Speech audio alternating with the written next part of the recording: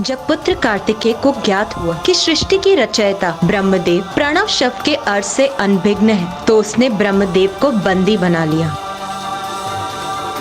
अनुभव और आयु में मुझसे कम होने पर भी प्रभु महादेव के पुत्र कार्तिकेय ने मुझे बंदी बनाकर कदापि उचित नहीं किया।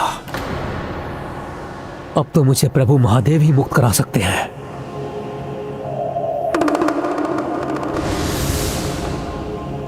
ओम नमः शिवाय।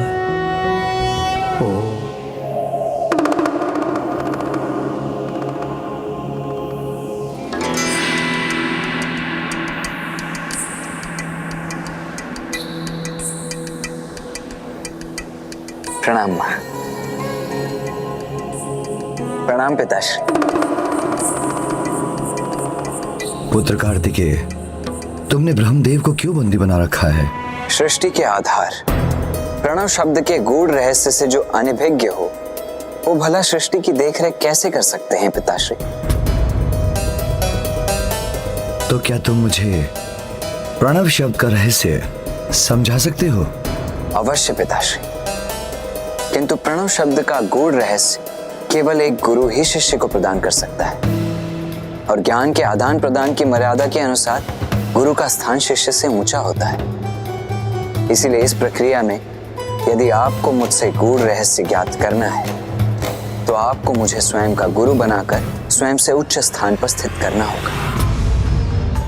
किंतु पुत्र, ये कैसे संभव है? वो तुम्हारे पिता हैं।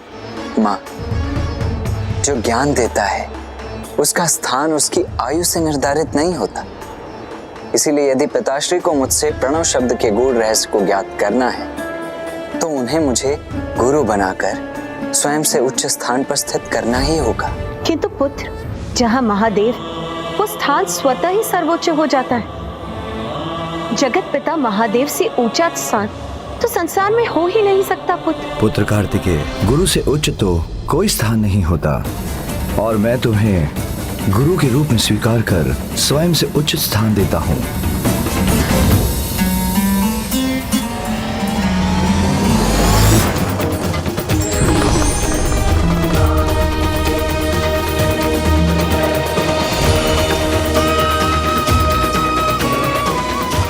अब गुरु रूप में मुझे उस शब्द का अर्थ समझाइए जो प्रणव शब्द ओम है।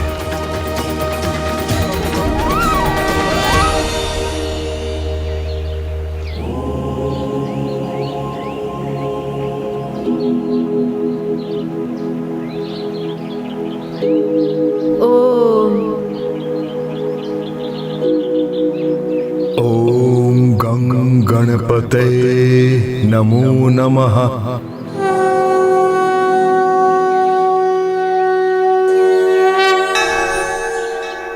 निष्प्रभे अस्मिन् निरालोके सर्वतस्तम असावृते बृहदंडं मोदिकं प्रजानाम बीजं अव्ययम्।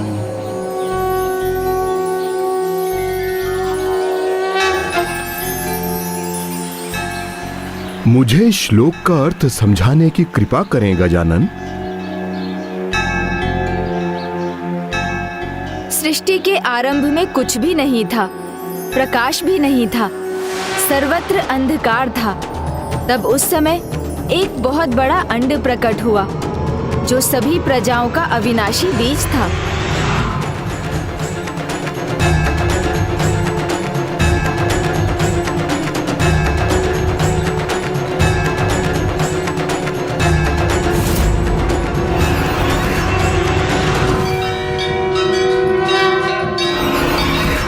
गुरु तो स्वयं को तपाकर अपने शिष्य में ज्ञान का प्रकाश भरता है। गुरु का स्थान सर्वोपरि, और महादेव जो स्वयं जगत गुरु है, अपने ही पुत्र को गुरु मानकर एक शिष्य की मर्यादा का पालन कर रहे हैं। अद्भुत है महादेव। हे गुरु गुहान, मैंने गुरु स्वीकार किया है आपको, तो अब मुझे प्रणव शब्द का अर्थ और उसका गूढ़ रहस्य समझाने की कृपा करें। गुरु का ज्ञान तो शिष्य के कान में गुप्त रूप से ही दिया जाता है, इसीलिए सुनिए।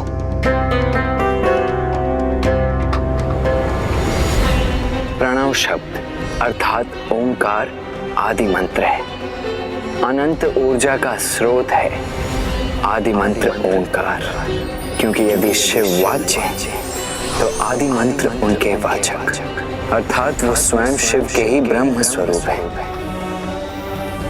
ओम, मैं स्वयं शिव के तेज अर्थात उनकी आंतरिक शक्ति से उत्पन्न हुआ हूं, इसीलिए मैं भी शिव हूं और शिव भी मैं। हाँ प्रभु, मैं ही प्रणव सुब्रमण्य, सु अर्थात स्वरूप, ब्रह्म अर्थात ब्रह्म के प्रतीक प्रणव का ही स्वरूप हूं। सत्य है, प्रणव शब्द ओम महंतम है, अपार महिमामयी है।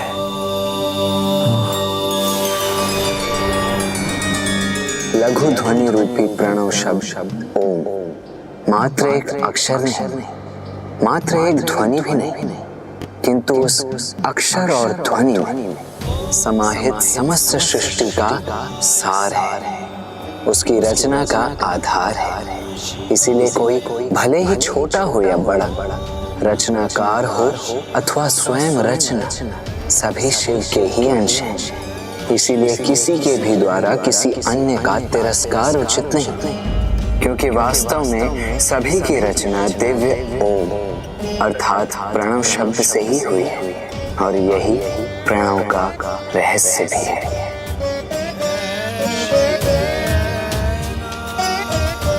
क्षमा प्रभु क्षमा, ज्ञान का अहंकार भी कभी कभी अज्ञानता से ग्रस्त कर देता है। मैं सत्य जानकर भी कुछ समझ नहीं पा रहा था। स्वयं को मैं सृष्टि का रचयिता समझता था, किंतु सत्य अब स्पष्ट है। मैं मात्र एक माध्यम हूं, किंतु सृष्टि की रचना का मूल आधार तो एकमात्र प्रणव शब्द ओमकार ही है।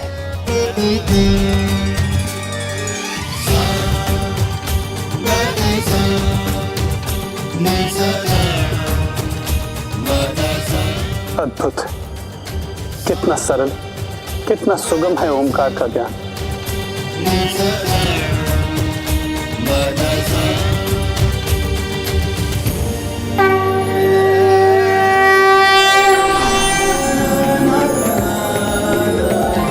गुरु रूप में मुझे बताने वाले कि प्रणव ही तुम्हारा भी ब्रह्म स्वरूप अर्थात सुब्रमण्यम है, इसलिए आज से तुम्हें भी सुब्रमण्यम कहा जाएगा, सुब्रमण्यम कहा जाएगा।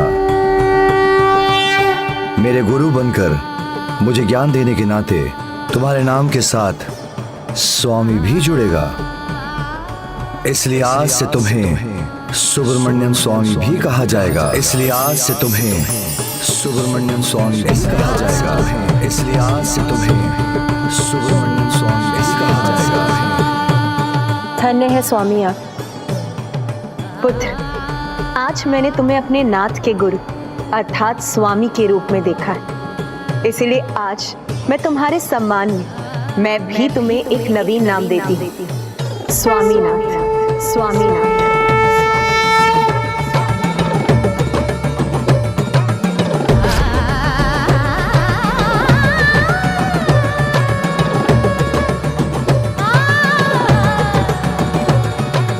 स्वामीनाथ। सुब्रमण्यम।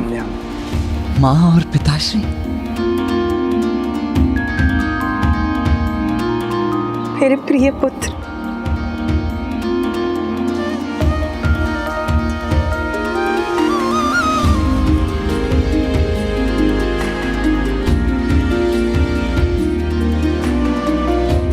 प्रणाम पिताश्री।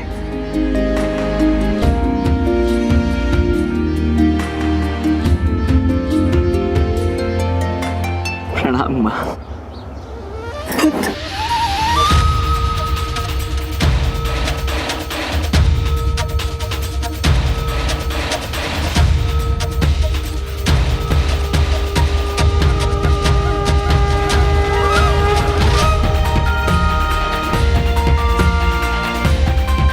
माता पिता के दर्शन तो सूर्यदेव के प्रचंड ताप में शीतल छाया के समान है। मुझे इस आनंद की प्राप्ति होने वाली है इसका तो मुझे तनिक भी अनुमान नहीं था।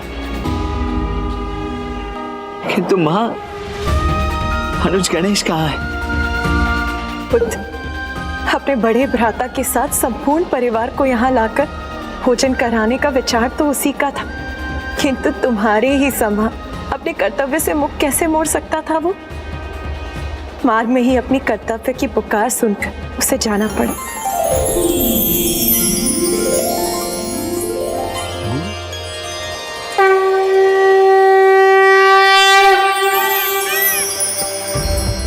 बुद्धि के देवता प्रथम पूज्य गणेश जी का ज्ञान के सागर में डूबना स्वाभाविक ही था। वो अपनी भूख प्यास को भूलकर अपनी पूरी एकाग्रता के साथ महर्षि वेदव्यास के कहे शब्दों को सुनकर उनका लेखन कर रहे हैं। महाज्ञानी है, विघ्नहर्ता है, किंतु महादेव पुत्र गणेश जी का स्वभाव नटखट भी है। इसी कारण तो उन्होंने इस कार्य में स्पर्धा का भाव भी रखा है। और यदि महर्षि उनके समान गति नहीं रखेंगे तो गणेश जी की लेखनी भी रुक जाएगी। इसीलिए गणेश जी के हाथ और तीव्र गति से लेखन करते जाते हैं और महर्षि उनके समान अपने शब्दों की गति बढ़ाने पर विवश हो जाते हैं। यदा यदा हि धर्मस्य ग्लानिर्भवति भारत अभ्युत्थानम् अधर्मस्य तदात्मानं सृजाम्यहम्। गजानन की गति तो बढ़ती ही जा रही है, ऋषिवर को शीघ्रता करनी होगी। यदि ऐसा ना हुआ तो गणेश जी अपनी नियत अवस्था के अनुसार ये लेखन रोक देंगे और यह अत्यंत महत्वपूर्ण महाकाव्य अधूरा रह जाएगा।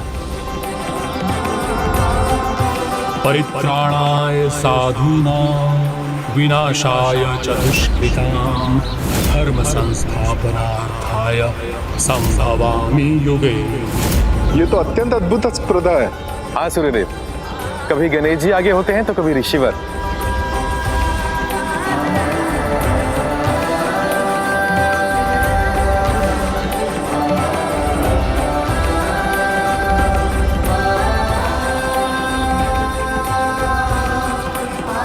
आलोहम निशितम शस्त्रम शरीर परिकर्तनम यो वेत्ति न तू तम घनन्ति प्रतिघात विदम द्विषः।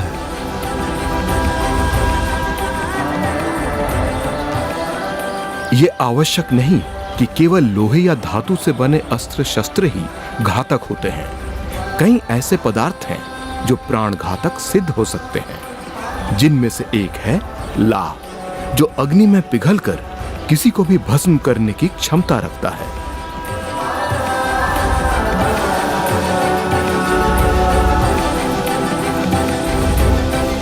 जगत जननी और जगत पिता के शुभ चरण जहां भी पड़ते हैं वो स्थान तो स्वतः ही धन्य हो जाता है। अब अपने पुत्र और इस भक्त को अपनी पूजा करने की अनुमति दीजिए।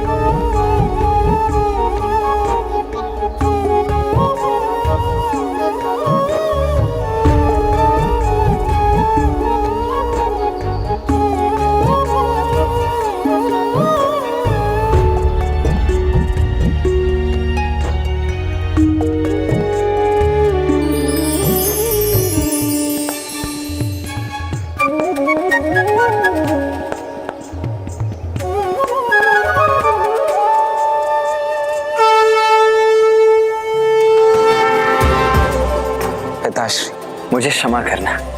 आपको समर्पित करने हेतु मैं बेलपत्र तो पाने में असमर्थ रहा, किंतु मुझे पूर्ण विश्वास है इन सुंदर अर्जुन वृक्ष के पत्रों को अवश्य स्वीकार करेंगे।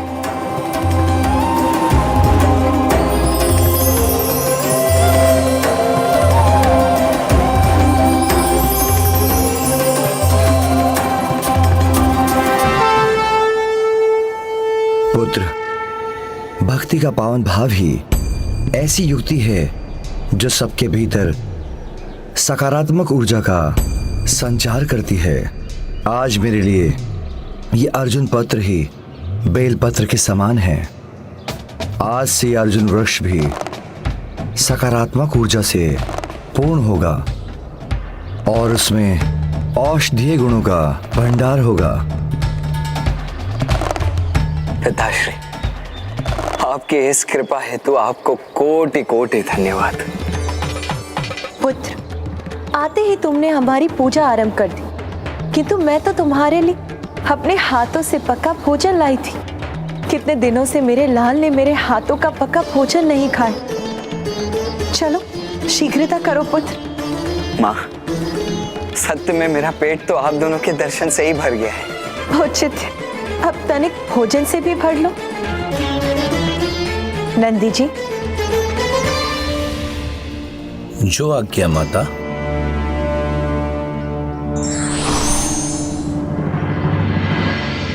माँ, किंतु आप दोनों और गणेश?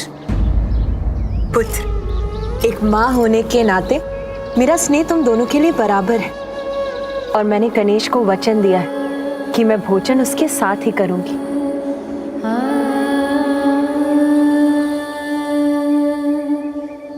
किंतु माँ, आपके हाथों भोजन करने का प्रथम अधिकार तो गणेश का ही है ना?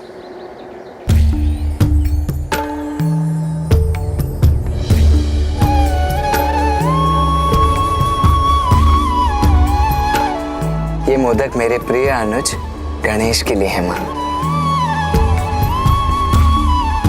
नंदी जी।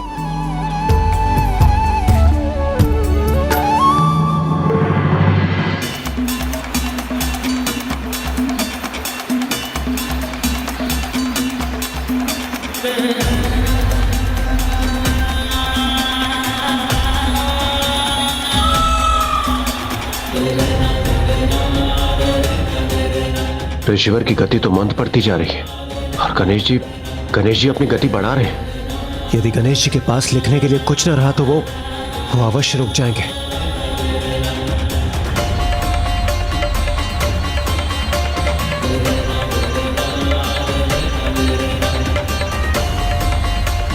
यज्ञसेन कुमारी कृष्णा अपनी रक्षा के लिए श्री कृष्ण, विष्णु, हरि और नर आदि इन भगवत नामों को उच्च और द्रवित स्वर में पुकार रही थी। इसी समय धर्म स्वरूप महात्मा श्री कृष्ण ने अव्यक्त रूप से भांति भांति के सुंदर वस्त्रों से द्रौपदी को युक्त कर दिया। हे गजानन, हम गंधर्व भी आपकी इस अद्भुत लीला के साक्षी बनने का सौभाग्य पाने आए हैं प्रभु।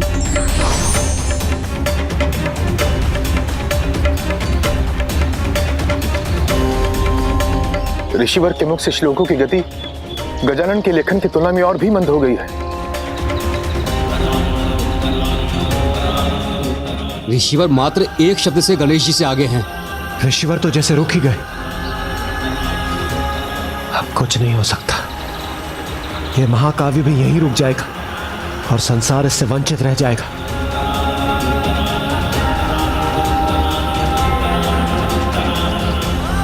ये स्याही तो अब समाप्त होने वाली है।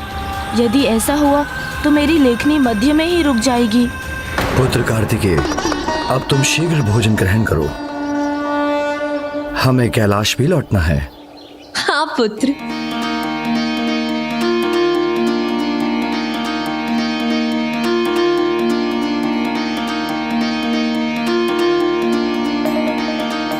मेरा पुत्र अकेले यहाँ किस प्रकार रहता होगा, कितनी कठिनाई होती होगी उसे।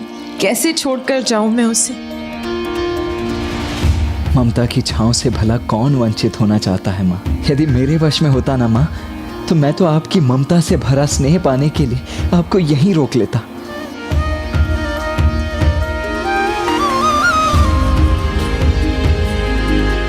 नहीं, मैं कदापि नहीं चाहूंगी।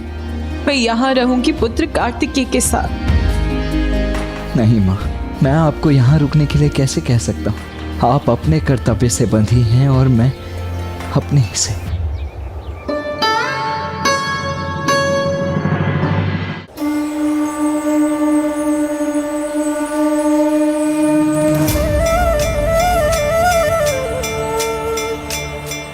गणेश जी की शाही समाप्त होने के कारण ऋषिवर को पुनः एक अवसर प्राप्त हुआ है। हाँ, अब वो और श्लोक कह सकेंगे। गणेश जी को उनके लेखन में कुछ समय लगेगा। महाकाव्य की रचना सुरक्षित होगी। आप लोग निश्चिंत हो रहे हैं, किंतु ऐसा नहीं है कि ऋषिवर को समय और मिल गया। यदि शाही समाप्त हो गई तो गणेश जी का लेखन भी रुक जाएगा। तो फिर कैसे पूर्ण होगा ये महाकाव्य। जब जब धर्म की हानि और अधर्म की वृद्धि होती है, तब तब मैं अपने रूप रचता हूँ, अर्थात साकार रूप से लोगों के सम्मुख प्रकट होता हूँ, साधु पुरुषों का उद्धार करने के लिए और पाप कर्म करने वालों का विनाश करने के लिए एवं धर्म की स्थापना के लिए मैं युग युग में प्रकट होता हूँ।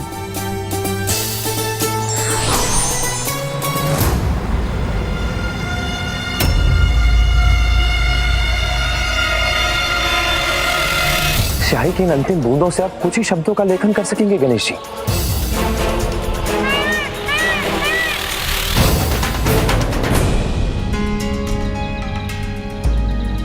स्वामी, मैं कैसे कहूँ कि मैं यहाँ अपने पुत्र के साथ रहने की इच्छुक हूँ।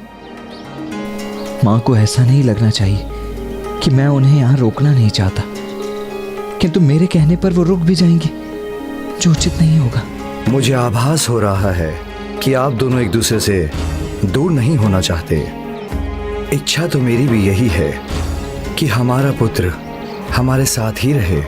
स्वामी, इसीलिए यहाँ से जाने के लिए मेरे पाँव ही नहीं उठ रहे। माँ, नियतिवश हम दोनों की कर्म भूमि विपरीत दिशाओं में, मैं कर्तव्य के मध्य भावनाओं को कदापि नहीं आने दूंगा। इसीलिए ना मैं आपको जाने से रोकूंगा और ना मैं स्वयं आपके साथ जाऊंगा। पुत्र कार्तिकेय तो स्वयं को समझा लेगा, किंतु पार्वती, एक माँ की ममता को समझाना कठिन होगा। माँ, पिताश्री, आप दोनों का बहुत बहुत धन्यवाद। आप दोनों के चरण का स्पर्श कर स्थान अत्यंत पावन हो गया है। इसीलिए आज मैं ये घोषणा करता हूं कि युग युगांतर तक इसे सैलम पुकारा जाएगा। और माँ, मेरे लिए तो यही दक्षिण का कैलाश है। जहाँ माँ पार्वती और प्रभु महादेव का वास है, वहीं कैलाश है। कदाचित देवी पार्वती को समझाने का उपाय मिल गया मुझे।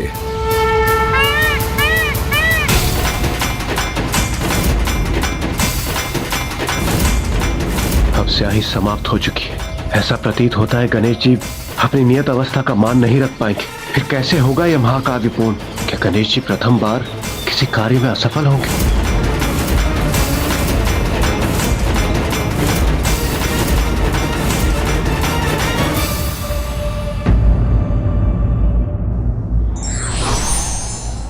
ज्ञान देने वाले का स्थान सदैव ऊंचा होता है, क्योंकि ज्ञान देने वाला गुरु होता है।